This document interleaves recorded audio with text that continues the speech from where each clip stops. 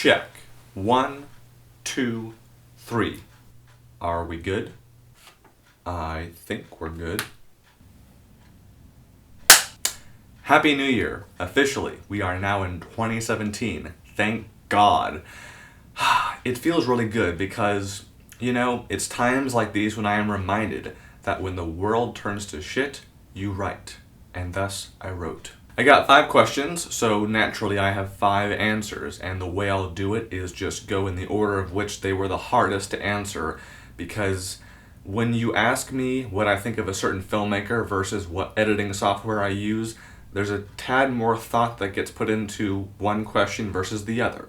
Starting us off, what are your thoughts on Rogue One? Well, it's hard to say exactly, because I have seen it, but I haven't fully digested and processed the whole film yet. There's a lot that goes on, and given the whole Star Wars aura, it's just kind of like I'm trying to focus on this one movie out of now 8 movies, and I'm like, okay, what did this one do that's unique? What did I like about this one compared to the other ones? There's just a lot going on. I did see it, and I will give a proper review of it where you will know what I thought of it very soon, but for now, ponder this. I will give this one detail. I personally enjoyed The Force Awakens a lot more. What editing software do you use? From my Bridesmaids review all the way to this video right now, in this moment in time, I have relied on Final Cut Pro 7.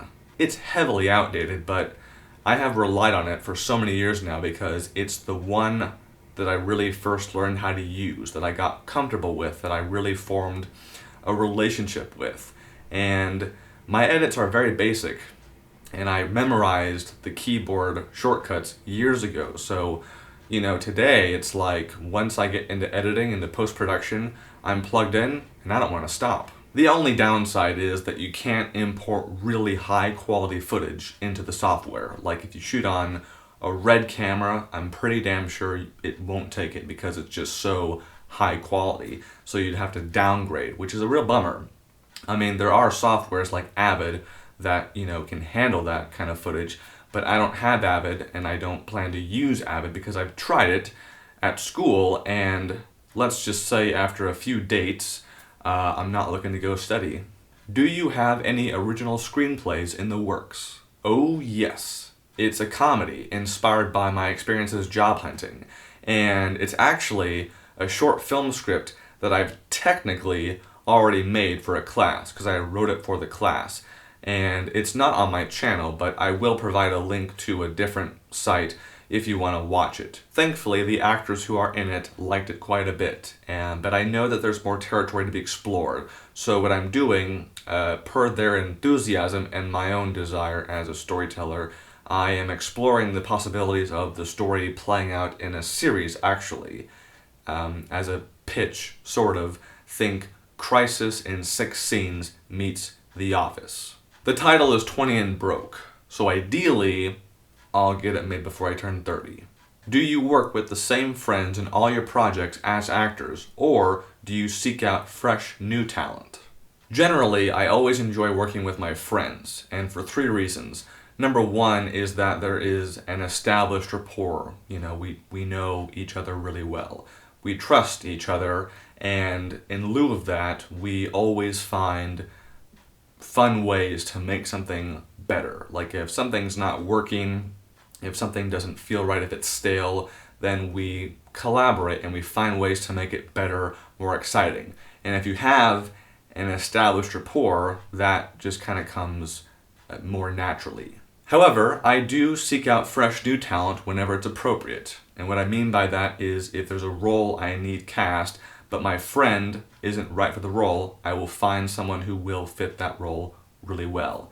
And, I'd like to use my friend because they're my friend and they're talented, but if they're not right, they're not right. And so I'll find someone who is right. And once you find that person, it's a weight off your psyche. What are your thoughts on Paul Thomas Anderson, and what's your favorite movie by him? Paul Thomas Anderson. He makes very aggressive movies, but he's a very interesting guy. I don't always know what he's trying to say, but I believe he always has a vision. I think his strongest qualities are writing offbeat characters and using the camera to complement their offbeat nature. I've seen Heart 8, Boogie Nights, Magnolia, Punch Drunk Love, There Will Be Blood, The Master, and Inherent Vice. The last two movies, The Master and Inherent Vice, are two of the worst movies I've ever personally seen. But There Will Be Blood is a gem, and my personal favorite movie by him. I've watched it 5 times. There's a lot to love in that movie, especially the opening scene. It's pure cinema. I don't know about you, but based on what he's done just as a career, I would love to see Paul Thomas Anderson make a superhero movie. His movies are not special effects driven, but his actors are like his special effect. They command the screen. I think he's destined for the DC universe. I don't know, what do you think?